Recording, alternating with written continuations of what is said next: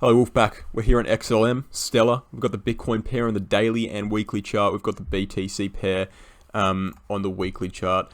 And sorry, we got the USD pairs on the daily and weekly. And we've got the coin market cap charts up as well as Lunar Crush. And I want to kind of, squash a bit of hate that's been going on in Stellar. Look, I'm not a massive fan of the fundamentals right off the bat, but I'm not necessarily a fundamentals person, right? This is a TA channel. I look into the price action. If I see a trading opportunity, I take it. I don't care what the fundamentals are, as long as they're not absolutely, dog water. So XLM's fine. It's fine. Would I long-term hold XLM?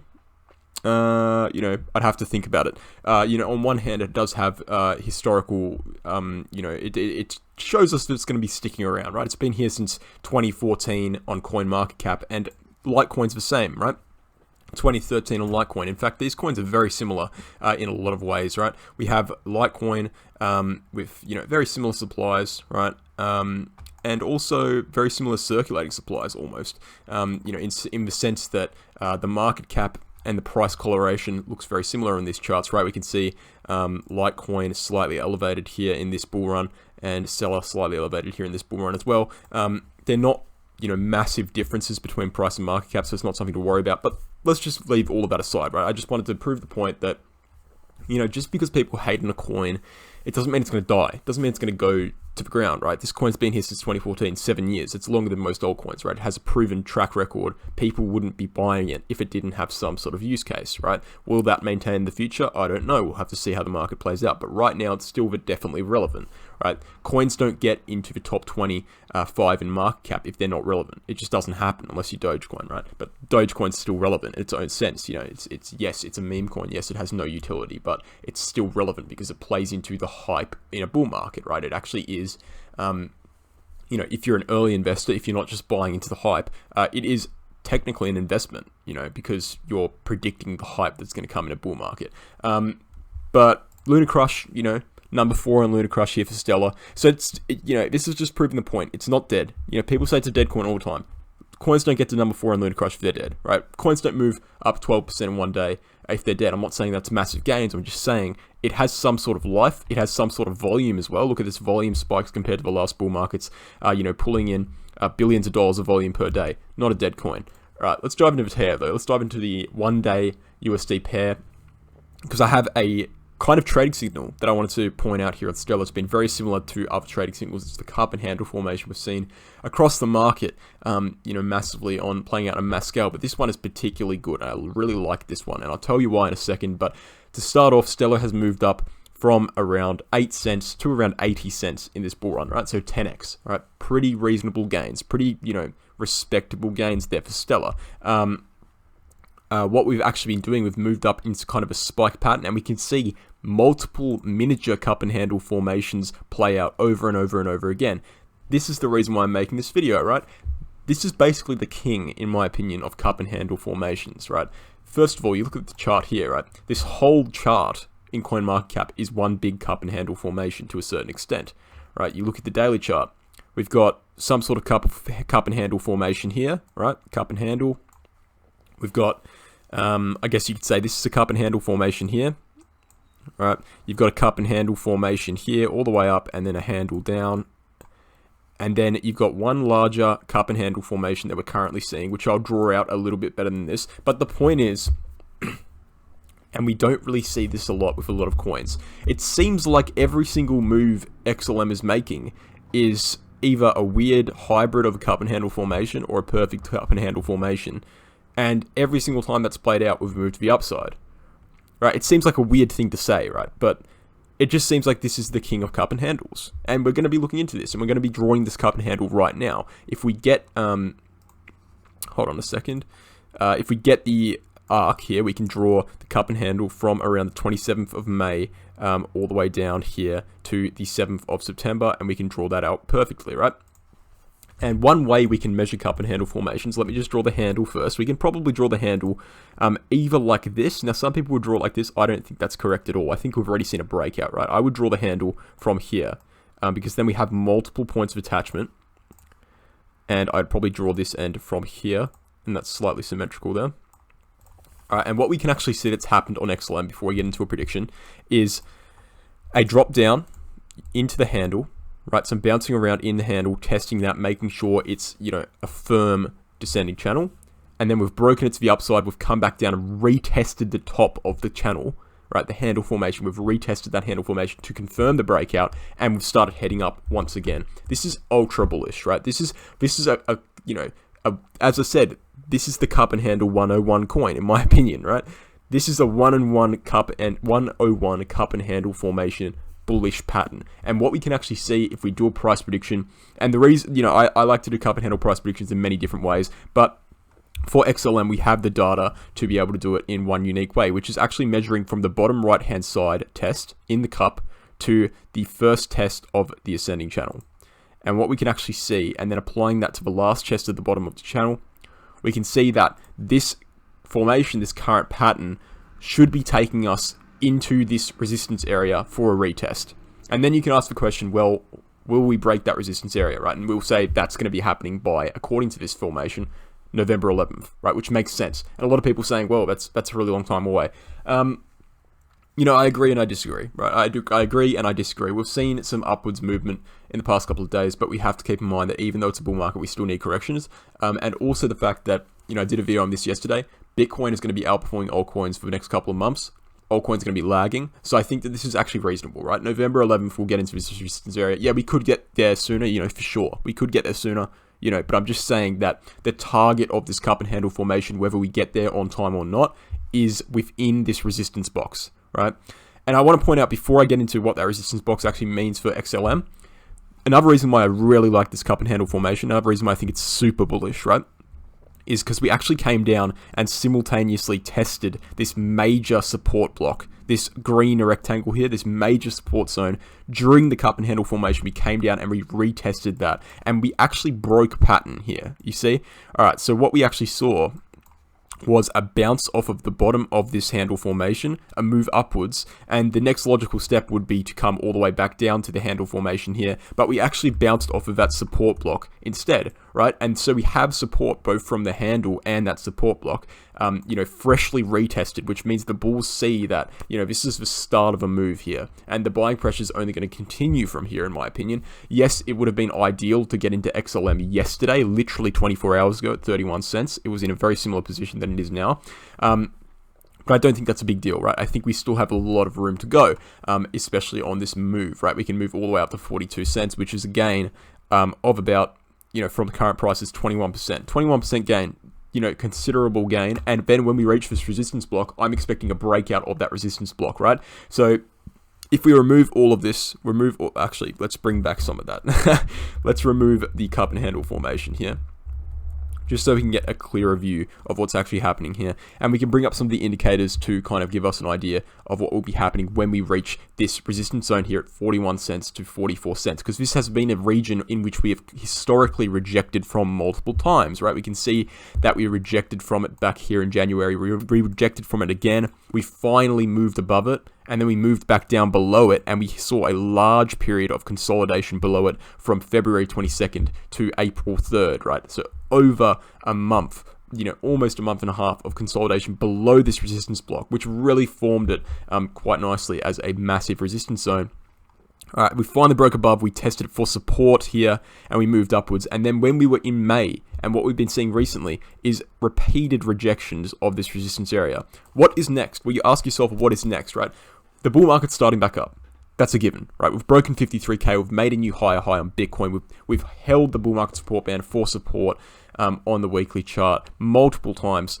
If the bull market is continuing, the next logical move is to break this area, okay? What I would be expecting on XLM is coming up to this resistance area over the next couple of weeks, rejecting off of it, maybe once rejecting off of it, coming back down to a lower support zone, and then coming through for a break, right? That's what I'd be expecting on XLM. I think that's perfectly logical. It looks like what is going to happen. And then from that point, we can really start to see the parabolic movements up, because notice that every single time we have broken this resistance block here at 41 cents to 43 cents or 44 cents, we have moved significantly faster than we would below it, right? We saw a massive move up here Let's measure it, within 2 or 3 days, we moved up 39%. We saw a similar move here when we broke it within a couple of weeks, maybe just a week. We moved up 59%. And then we saw it within maybe a few weeks here when we broke it, we moved up over 81%. So every time we have broken that resistance block, we have moved parabolically. So a rejection of that resistance block would be, expected. A short correction that possibly might line up with Bitcoin, retesting its all-time high. We'll reject it briefly, and then we'll come and smash through it, right? And then we'll see a full parabolic altcoin season on XLM and other altcoins as well, because that will bring us into November, and December, where altcoins typically perform quite well. This could happen much sooner. I'm saying November, December, just based off the cyclical theory, like it could happen much sooner for sure. But I'm only really expecting altcoins to go absolutely parabolic vertical in December and January, and possibly into early February. But that's besides the point. The point is, when a trade signal shows itself, a trading signal shows itself, right? This is a good trading signal. It's a very solid trading signal. And, some people would say,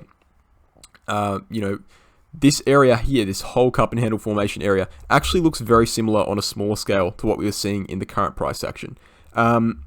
Look, I agree with you to some extent, and we could actually get a bar pattern and shrink it down, because, again, this is a coin where we're seeing repeated cup and handle formations over and over and over and over. All right, so what we could actually do is we can shrink this down. I don't think it's necessarily the same thing. I think that why would we see this again when we've literally just seen it? But, I suppose it does look similar.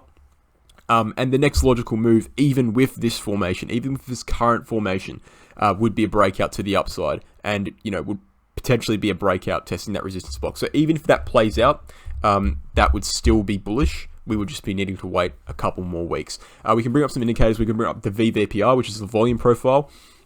This is kind of consolidating and confirming the fact that we have strong resistance in this area between 41 cents and 44 cents, but particularly even under it as we approach it, right? Because people are selling, anticipating for this area to come on board. So we can see massive spikes in the volume profile, which are actually keeping the price down from this point. What this means is that there's a lot of price action happening between these areas. So we can see there's a lot of price action happening between 26 cents and around 34 cents. That's because that's an area where we're seeing a massive support block right below us. So we're bouncing around just above that support block, most likely, most often. We're seeing it below this support block also at 19 cents to 12 cents. I don't think we're going to go back there at all, but I'm just saying that proves that, this support block was once resistance. So we're seeing a similar thing where we're bouncing around below that a lot and building up on the VVPR. But what we can notice, and the most important thing to notice, is once we break this resistance zone, right? We have very little historical price action on the VVPR for Stellar, which means that we will be moving up parabolically quite fast. All right, quite fast parabolically moving on Stellar. And that goes in line with what I was saying before. And the fact is, every time we have broken this 44-cent region, we have moved up very, very quickly. We can bring up some other indicators as well, such as the SMAs, and we can see that we are, we've conquered all of these fundamental SMAs, short-term SMAs, the 12, the 26, and the 100 in just a couple of daily candles, and we've actually consolidated just above them, wicking down and testing each one of them, flipping them for support perfectly, right? Each time we see this historically, we pump. Right, that's just a given. We've basically consolidated the fact that right below us we have fundamental support levels, and so the only logical move now is to the upside, in my opinion. The Gaussian channel, we're seeing something similar. We're seeing the Gaussian channel flip red, and we've jumped back above it, right? When we saw the Gaussian channel flip red here, and we jumped back above it, what did we see preceding that? Price action to the upside for an extended period of time. Something very similar will be happening on XLM. All right, so the daily chart's bullish, right? The daily chart's bullish. As I said with that fractal before, worst case scenario, we come back down for a little bit, but I think we head upwards. We reject briefly off this resistance area and then head upwards again. Right, so we're bullish on XLM on the daily chart. That cup and handle formation is playing out perfectly. If history has anything to say about it, which it does in financial markets, we will be heading upwards to the upside on XLM quite strongly, especially once we break that 44-cent resistance. And one thing you could be doing is you could be waiting for a break of this resistance and then entering, because historically, every time we've broken above this resistance block, we've gone parabolic for at least a little bit. So if you want to be a little bit more conservative, you don't want to wait around while we're bouncing around under here, you can wait. You can wait for a resistance break, and then you should be able to pull 20 to 30% gain in a pretty short period of time. On the weekly chart for XLM, we can start to make a price prediction for what's going to happen to the end of the cycle. All right, so what we can see for the end of the cycle on XLM is something like this, okay? I'm expecting $2 on XLM. Right, and the reason why I've come to this prediction, and I've made predictions like this every single altcoin I do, I use this same model, and that sounds counterproductive, but it's actually not. And I think the people who say, specific altcoin predictions for specific coins without fractals are, I think they're lying to you, right? That's my personal opinion. I think they're lying to you. We've seen, altcoins perform in fractals very, very often. If I had a perfect fractal to give you on XLM and I'd give you a price prediction based off that, I'd give you that. But we simply don't have enough data on altcoins. We don't have enough on-chain metrics to give perfect price predictions like we do on Bitcoin, right? My price prediction for Bitcoin is 113K by December 27th, okay? 113K by December 27th, right? I've come to that price prediction analyzing 10 years of cyclical theory, analyzing on-chain metrics, analyzing different chart indicators and patterns, but we don't have that kind of level of analysis we can do on altcoins, which means we can't make the similar price predictions. But what we can do on altcoins is we can take note of the fact that Bitcoin reached a price of 64K in April this year, all right? At a very similar time, Stellar reached a price of 80 cents. Assuming Bitcoin is that it is going to right, I've done the calculations on this. Assuming Bitcoin is going to just below double to 113K from that price point, we can assume that Stellar is going to outperform Bitcoin by 50%. That's the typical rate of which altcoins, large cap altcoins, outperform Bitcoin. And we can come to a price target of $2 on Stellar by the end of the cycle. $2 on Stellar by the end of the cycle. And that brings us from a current price standpoint at about a 468% gain. Very respectable gain. Some people would say, wow, that's really conservative. It's going to go much higher than that. That's fine. That's fine. But the way I invest and the way I do, my analysis, I take the information as it comes. If we get to $2 and we're going way better than expected, great, I'll extend my price target. I'll use that new information that we've gathered in those couple of months while we're getting there to extend the price target. But for now, I'd rather be conservative, because at the end of the day, guys, you want to take profits early because you're not going to be able to sell your coins when this market crashes. Right? That's something to really remember. When this market crashes, and it happens very quickly, right? It's not going to happen for a few months, in my opinion, but it happens very quickly. All of the exchanges are going to go down. You're going to be stuck there watching your bags drop 30% in 24 hours. You're not going to be able to even access your exchange to sell your coins, right? Get out early. It's not worth it staying in, right? And this is why I recommend selling in tranches, right? When it gets to $2, if I had XLM, I don't have XLM currently, but I do appreciate the fact that it's a great trading signal right now. If you get to $2, sell half, or take out your initial investment, do something like that, and then go for your more optimistic price predictions towards the end of the year. But that's something we can cross that bridge when we get there. And we can see on XLM, on the Bitcoin pair, we can switch it up here, the Bitcoin pair. People speak about the Bitcoin pair very often. I don't really look at the Bitcoin pair too much, but it is very useful to determine how your altcoin is doing in relation to Bitcoin. And we can see that XLM is flatlining. It's been flatlining for a long time on the Bitcoin pair. We're actually seeing something very similar to what we saw here. The initial bull market, our first bull market we ever saw on XLM, we saw a spike up. The bear market, we saw, very low prices for an extended period of time. And then the bull market, spike up. Bear market, very low prices for an extended period of time. We haven't seen that spike up yet. We haven't seen the spike upwards on XLM. Do I think it's going to reach new all-time highs on the Bitcoin pair? No, I don't. No, I don't, because there are simply more altcoins in the market. Money is more spread out in many, many different places now. And I think altcoins going to all-time highs on the Bitcoin pair when they've had previous bull markets requires, astronomical gains, against Bitcoin, which just can't happen due to the fact that the market is much bigger than what it was before, right? There's tens of thousands of altcoins. Last cycle, there was only like 1,000, right? Or less, I'm not sure. And the fact is that even if XLM does excellently and does very, very well, it probably won't reach these all-time highs here. They're just unachievable due to the current structure of the market. But what we can expect on the Bitcoin pair, and my prediction for the Bitcoin pair, as I've said before, Bitcoin is going to outperform altcoins for the next couple of months. So what I'd be expecting in the short term is a drop down on XLM to the support block here at around 553 sats, potentially even lower. right? Potentially even lower, somewhere between 500 and 350. And then as altcoin season kicks off and as XLM starts gaining against Bitcoin, we'll see a spike up, possibly to one of these resistance areas here. I think this probably makes sense here, between 2,000 sats and 3,000 sats. That makes sense to me personally. 2,000 sats and 3,000 sats by the end of a cycle. Again, some people would say it's conservative. I like to be conservative, and I like to take that new information as it comes, because, it's better to be conservative and actually have your price predictions reached and actually take the profits than be overly optimistic and then be stuck holding your bags for a 3-year bear market. We can always adjust these price predictions as they are reached. That's the beauty about being conservative in the financial markets. If you reach a conservative price prediction and the market shows no signs of slowing down, make a new price prediction. Who cares, right? Why are we trying to, why are we trying to predict perfectly here? We just need to get a ballpark area, and potentially on the conservative side, so we can, as I said, make those new price predictions. Where it's not about who gets it right on the first time. It's about adjusting your data, in relation to the new data that's coming in. That's why I get kind of annoyed, right? I get kind of annoyed all the time when people, I don't necessarily do this, but everyone does, right? When people say, "Oh, you're flipping sides every day, bullish, bearish every single day," right?